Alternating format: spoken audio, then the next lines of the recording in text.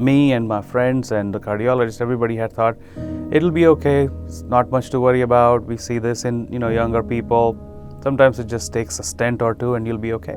So during the angiography, during the cath, during the heart cath, the cardiologist, he was worried. He turned the screen toward me and said, "Let me show you something."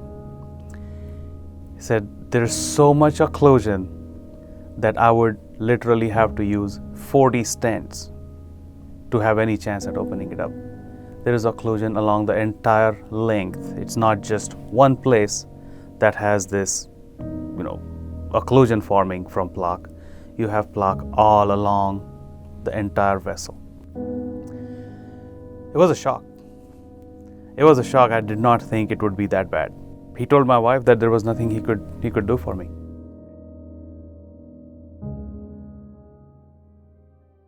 Hi, I'm Devashish Desai. I'm 42 years old. I live in a city called Hurricane in West Virginia. I work as a pharmacist. I used to hike 8 to 10 miles a day, 3 times a week. About 8 miles into this hike, I've started feeling this odd pain in my chest. But I ignored it. Over the following days and weeks, the pain came back again, right at that same hill. And one day, it wasn't just in the chest. It radiated down my left arm, on the inside of my left arm. So I went to the ER to get it checked out, and I failed the stress test. Everybody had thought that, it'll probably be a stent or two that I might need. There might be a blockade here or there. Well, during the cath, it became very clear that I would need 40 stents because there was so much blockade in all the blood vessels. The right coronary was about 80% occluded. The main vessel that supplies the left ventricle, the main pumping chamber of the heart, was about 70% occluded. The circumflex, about 60% occluded. So everybody was surprised. How was I hiking, going 8-10 miles in West Virginia hills? And how had I not keeled over by the trail side with this much blockade? There were a lot of collateral vessels that were supplying the heart muscle. It was a distinct possibility that if I didn't get that open heart surgery soon, that I would probably not make it past a year. It was a shock. It was a shock to my wife. It was a shock to my whole family that it could be this bad. So in a few days, I ended up with open heart surgery. They put in 4 grafts. Surgery seemed to go well. I recovered just fine. I go home. After the initial surgical pain subsided, it was time for me to, get up and start moving around, and I decided to go for a walk. I get out of the house, I barely make it to the end of the street, and I get that same chest pain. Why was I getting chest pain by walking to the end of the street? Before surgery, I was getting chest pain after walking in the hills for 8 miles. I'm walking to the end of the street, I'm getting the same chest pain. So I called my cardiologist, called the CT surgeon's office. They said, "No, it'll go away. You're probably experiencing some pain from the surgery. Just take it easy. Gradually we'll increase your activity and we'll send you to cardiac rehab and everything, and it'll go away." Well, it never did. It didn't go away.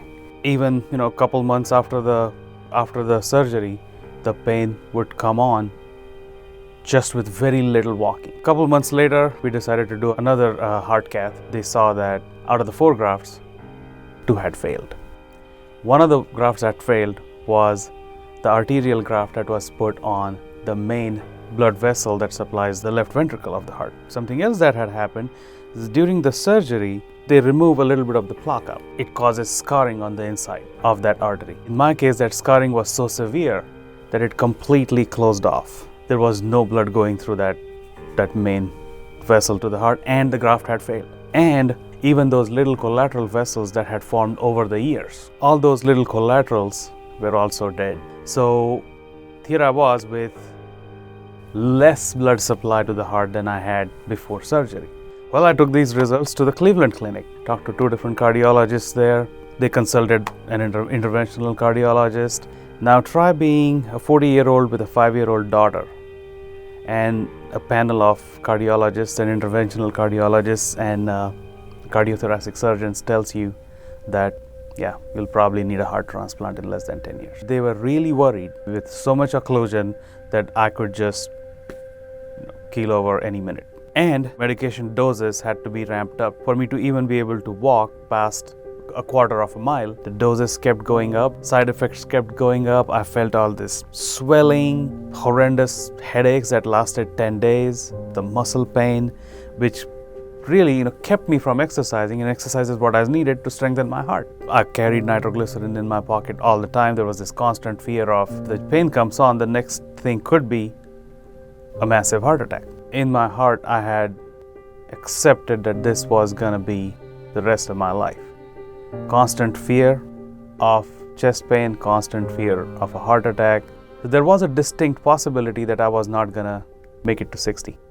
And that was a very depressing thought. It was about to become the fact of my life, but I was not ready to give up. 2018, my uncle sent me a video saying, I've heard about this natural bypass. Why don't you look into this? Maybe this will help because everything else has failed. I called my friends. My best friend's a physician. My other best friend's a training cardiologist. I called my buddies from the research labs. Did anybody know anything about this? Everybody said, no, never heard of it. What is it? I came to find out that it wasn't alternative treatment. It had actually been invented at Harvard in the 1950s. And it was just amazing that this was something that had never been brought up as an option for me before or after surgery. I had looked at Sarah's website and the testimonials. It became very clear that this was the best place to go to.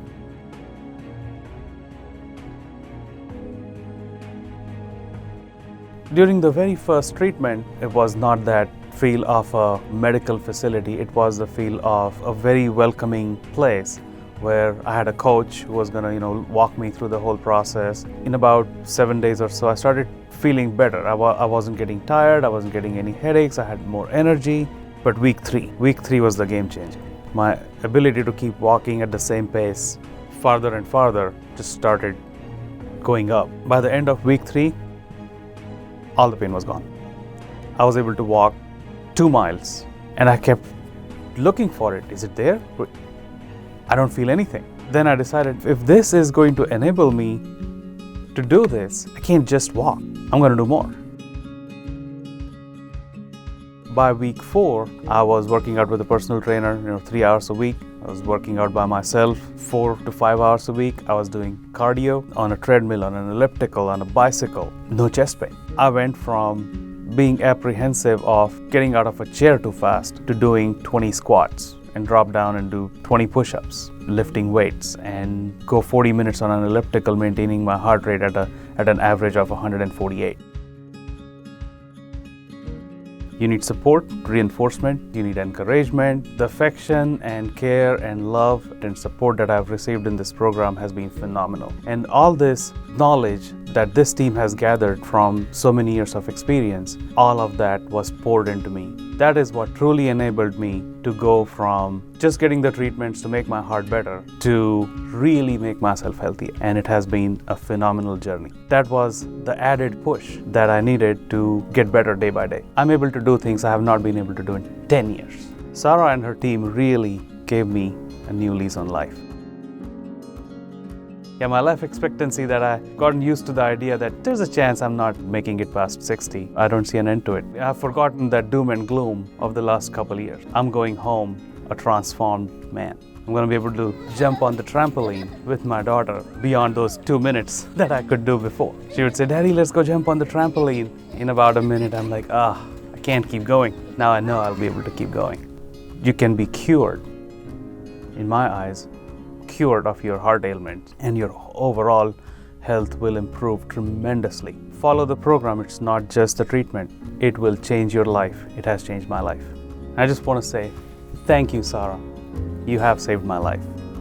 You have certainly saved my life.